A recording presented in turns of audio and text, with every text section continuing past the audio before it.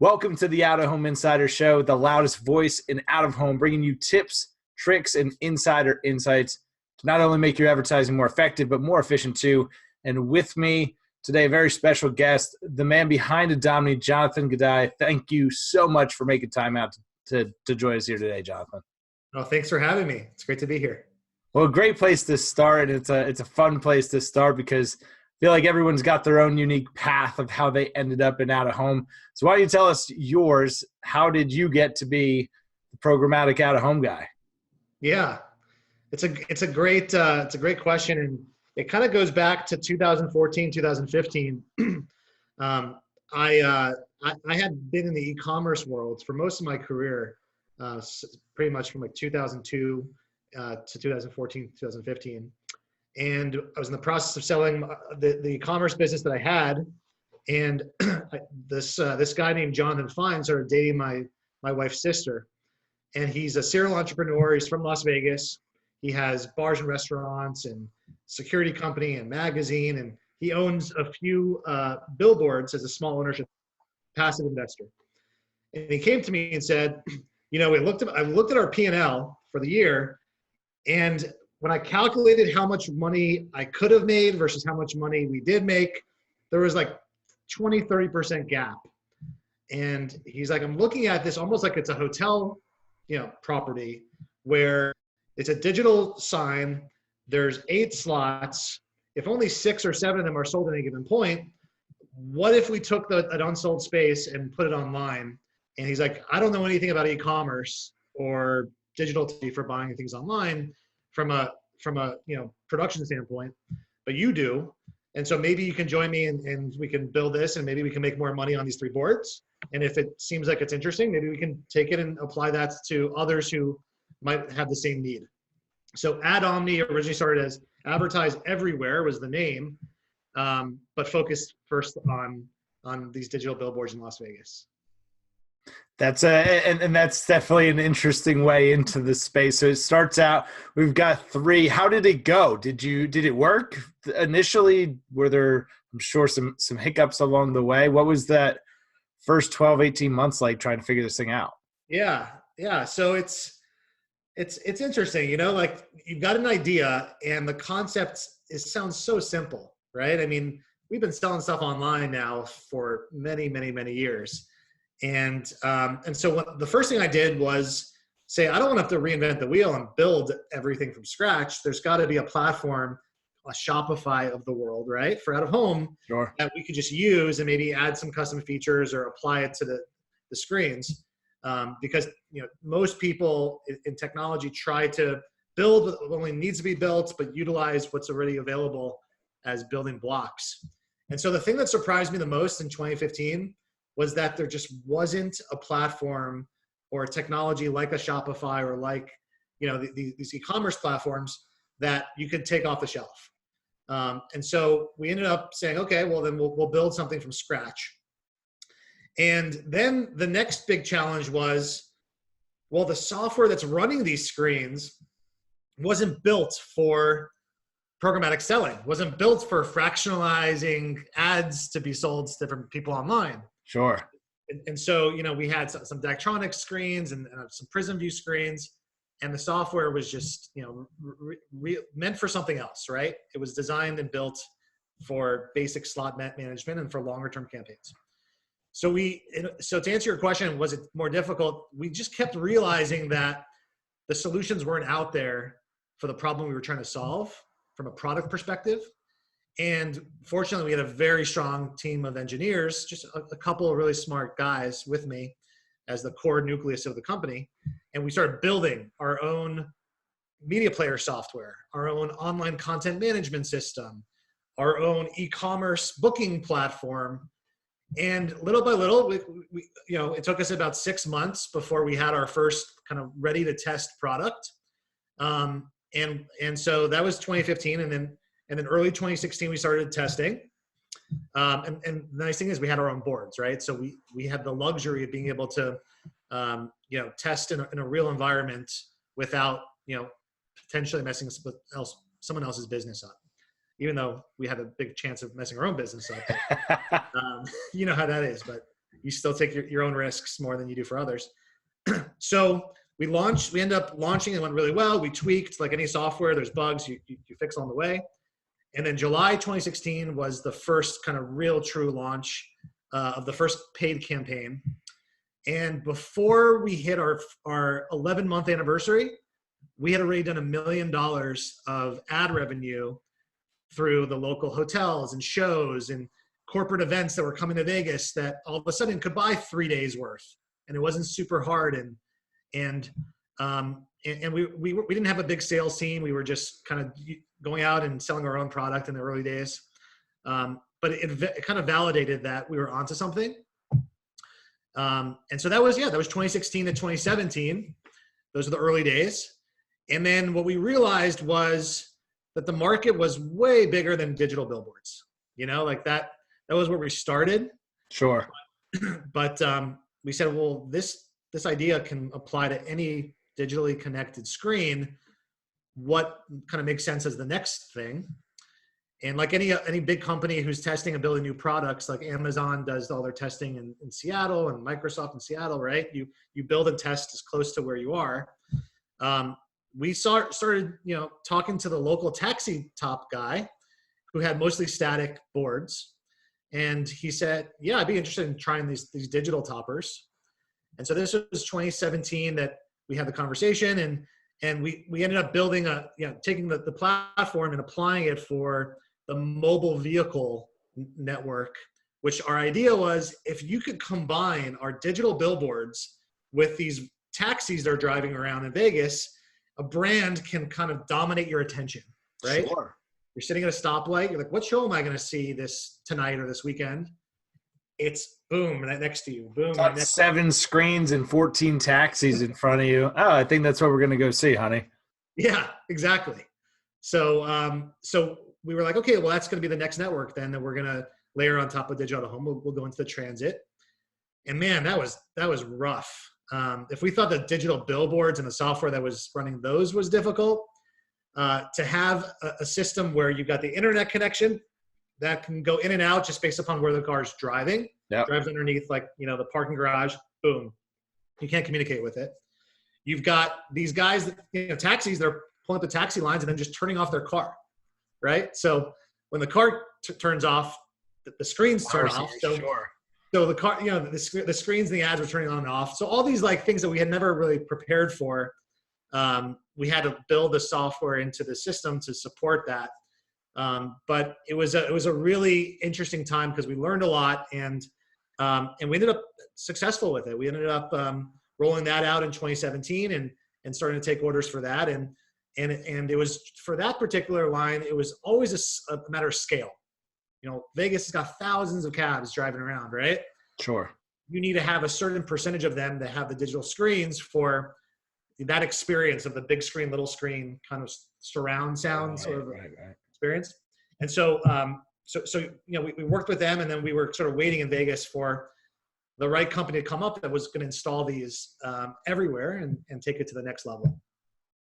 And so, so those are the origin stories of us just having an idea, taking it to market, iterating on it, learning, and then along the way, building a brand. Adomni was built by non-out-of-home, people. I mean, my business partners are owners of out-of-home, but they're not, they're not Clear Channel Lamar. They're not a big plant. They don't know all the insides, ins and outs. So, so we wanted to basically go to market and say, we want to be your partner to every out-of-home operator owner. We don't want to make money unless you're making money. We want you to be able to set the pricing and have transparency along the entire transaction, where you know which advertisers are buying, what the size of the campaigns are. And ultimately, we want to just help you fill your unsold space. Like, that is our mission. And we will only be high-fiving when we're all making money together. And so that was business model.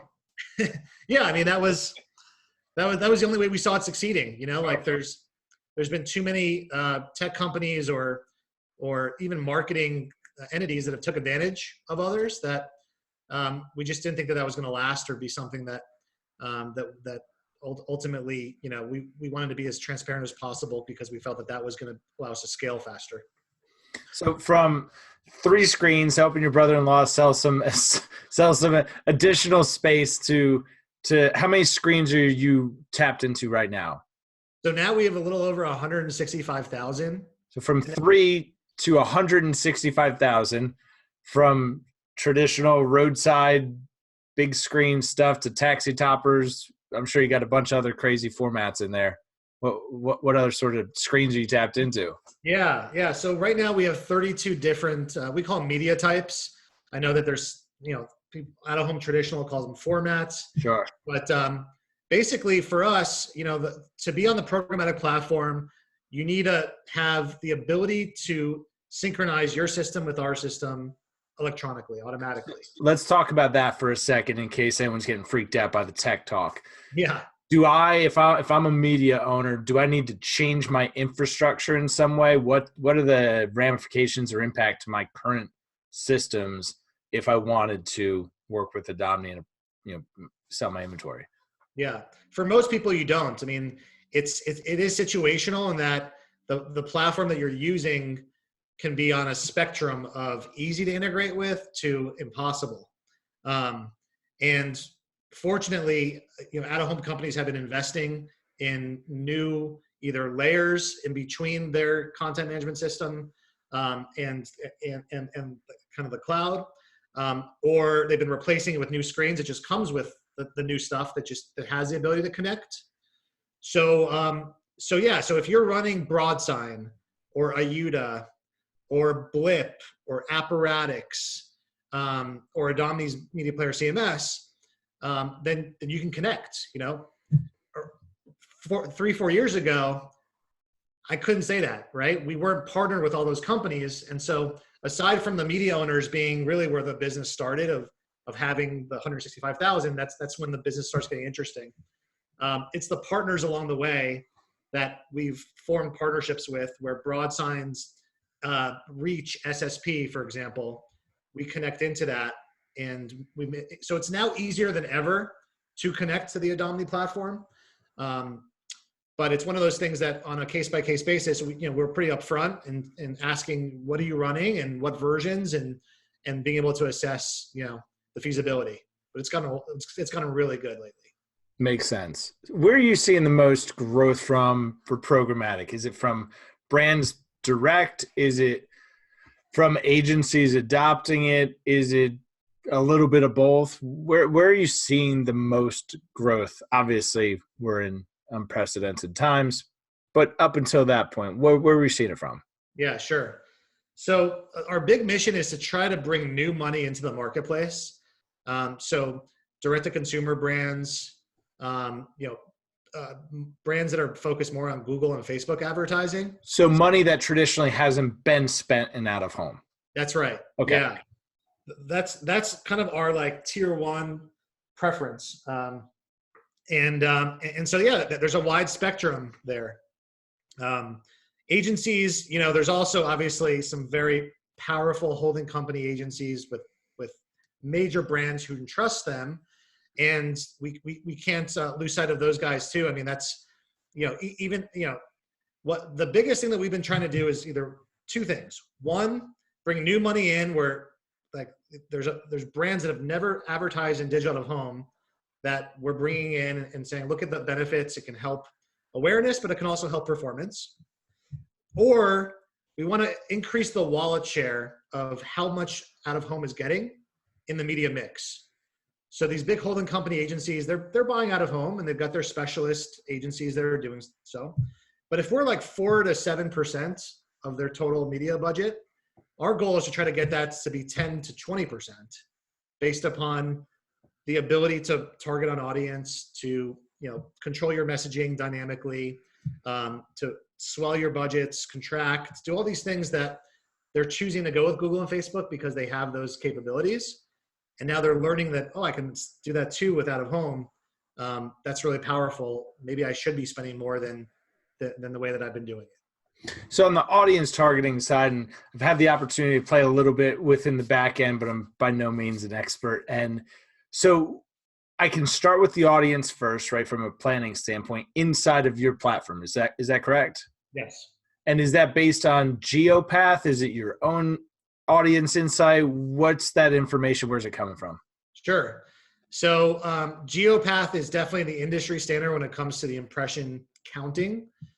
So any of the media owners that are being GeoPath rated, those impressions are being fed into a Domni system to say, I had 5 million impressions and I spent $5 million, whatever. But where GeoPath also has their audience data where they partner with some third-party audience providers, that's part of their tool, which is something separate that we don't leverage for a Domni system. Okay. We partnered with a company called Place IQ back in 2018. And Place IQ uses mobile location data to basically understand where anonymously and consumer safely, where devices have traveled and where, so if you wake up in the morning and you go to the gym, 24-hour fitness, and then you go from there to Starbucks, and then you go to the office, those kind of patterns, your device is sending location, lat longs constantly. And so Place IQ, through partnerships with different app companies, is just getting the device ID. Doesn't know it's Tim and your age and all this stuff necessarily, but it considers you a coffee drinker and a gym goer because of where you've been. And so we partner with Place IQ to ingest the data around those 165,000 screens and build profiles for those boards, right? And so the idea is when you do a Facebook campaign today, and last year $70 billion was spent by people saying, I want to reach a male who's between 30 and 50 who goes to the gym and drinks coffee. I've got some new coffee flavored sports drink, right? Facebook is going to show you the size of the audience, show you your CPM, and let you advertise and reach Tim, on his phone or when he's on his computer on Facebook. We wanted to replicate the same sort of process, but for out of home. And it's not one-to-one, it's not Tim necessarily, but what you're saying is, I want to reach this audience as a majority of the composition of who I'm trying to reach. And we can score all these screens and say, okay, you want that billboard over there, you want that Zoom Media gym screen over there, and build these multifaceted campaigns that enable you to have a more efficient return on your investment by optimizing your audience. So that was our vision. We called it Audience IQ. So that's the product name for it. And yeah, we're excited about it. We think it's a way to build a bridge between advertisers who are used to something one way, and when you come over to out of home, it not feeling like it's something so foreign. Absolutely agree. It's a bit ironic that, so I'm doing this live session on Thursdays at 3 every week, and the premise is exactly that out of home is just as easy as Facebook ads. So it's funny that you used that analogy, and the goal is introduce it to folks that are maybe not from out of home, so to grow our share of voice, and then also for just media account executives, so that they can go in and have better conversations with advertisers. So it's great to hear that there is, because I think it's such an easy concept to understand. Oh, I'm able to target men 34 to 43 years old who drink coffee and go to the gym in this radius. Gosh, if I could do that with a billboard for a fraction of the cost potentially on a CPM basis and be able to measure it back to a return on investment, that'd be pretty neat, wouldn't it? Yeah. So how do you handle the measurement conversation? It's a button type thing going on. Is foot traffic the thing, or how are we measuring things? How do you guys approach it? So it's one of the most important things that we're trying to get better at. I think that it's not even just an Adomni thing. It's not which vendors we use. It's like an industry-wide thing that what I've learned in the few years that we've been at this is that there's so many different variables at play, from what the brand is trying to achieve to what budgets they have and how long they want their campaigns to run, to all these different things that the feasibility of measurement is something that needs to be looked at on a case-by-case basis. We want to be able to offer it as an add-on to campaigns for everyone to be able to be exposed to it. But the reality of it is that not every campaign is suitable for a measurement campaign. And so that's, first and foremost, it's helping the brands understand what's possible when they're, creating their strategies and in the early stages of the planning process. And then ensuring that we set up the right mix of like I said, budget, time, media types that has a high confidence level that there's going to be a measurement report that is meaningful to them. And so I will say that the things that we're focusing on, we've basically boiled down measurement into like 7 different outputs. And the top 3 that I've been most focused on and trying to put in front of our best brands are the site visitation lift. So if you are a brick and mortar, like a retailer, and you're doing a campaign and you want to know, well, consumers who are exposed to my ads, can you tell me what percentage of them ended up going into my stores compared to people that we don't think were exposed to the ads? And can you just show that there's a lift in the site visitation? So that's the first one, is just the physical brick and mortar real world brands. The second one is offline to online conversions of some sort.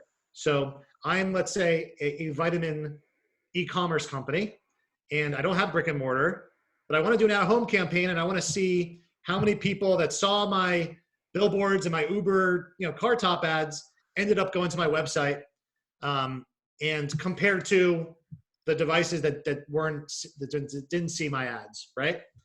So the online visitation is something that we're focused on. And then the third is just like brand sentiment surveys. So the ability to say, the consumers who are exposed to these ads on average had this much more affinity toward your brand. Whether it was like, I'm going to go buy this product, or I already did, or all these things that's just kind of consumer survey feedback that you can tie through together. Those are the 3 that we're seeing have the most like usability across the board. But it's one that we caution to all brands beforehand. Before you fall in love with it, let's just make sure you understand that there needs to be scale, right? For any of these reports to have meaning, the scale comes from the campaign running long enough. And to run long enough, you need to have a budget that supports the duration and the mix of media formats. And so what we found is that it's really more applicable for the larger campaigns, or the ones that have longer durations that we can have the data for. But it's very much a part of our conversation. I wouldn't say it's every single pitch, or every single. You're not going to get to the Adomni homepage and it's going to be see your ROI like Google and Facebook, right? Where it's all converted, it's all direct response measured. But instead, what we've been doing, Tim, is really focusing on, by putting out of home on top of Google and Facebook, all of it is going to get better. Everything works better, right? It legitimizes brands. It creates conversations. It makes all of those things work better. You touched on something, and I want to come back to it because it's, I think, maybe the most undervalued play in digital out of home. And that's the ability to do dynamic creative, to do and leverage things like day parting, weather triggers, different types of things. You mentioned it. Is that built into the Adomni platform? Is that something that I can do directly through you? Yeah, absolutely. I mean, I'd say it's in the high 90s percentage of our campaigns are day parted. And a lot of it has to do with kind of this new school audience way of trying to reach people, right? So if you are optimizing for an audience and you want to be, you want to reach people in the gym, then there's going to be certain times a day where there's going to be more audiences there, and maybe your audience. And so, yes, to answer your question, absolutely day parting is a huge component of it. The dynamic creative comes in a few different flavors. There's the content itself is being fed from a dynamic source, whether it's like Twitter feeds or, you know, movie times or weather, stuff like that, where it's, you know, it itself is every time it's being served, asking the system, well, what am I showing on this ad, right? And we do support HTML content through Adomni, but only some board owners support that today, right? It's not going to be across all 165,000 because a lot of them don't support HTML. But then there's the other side of I only want to show certain ads when certain things are happening, like a pizza brand. If then, yes, show my ad. Exactly. So I'm a pizza brand. I only want to. Here's my budget. I've got $1 million to spend in these 2 months, but I only want to spend it on days where it's raining, when people are driving home and they're like, "Well, am I going to go to the grocery store? Do I have whatever in the fridge?" And then that Domino's ad pops up, and it's like, "That's what I'm going to do.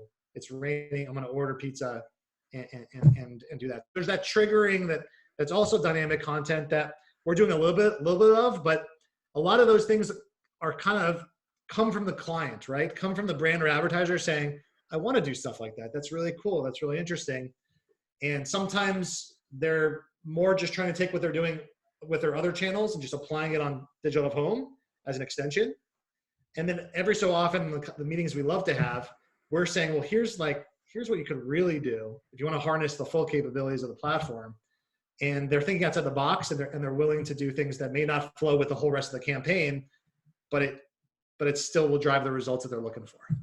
And that's really, I think, one of the most fun things about out of home is that it is this blank canvas, and we can get a little bit outside the box.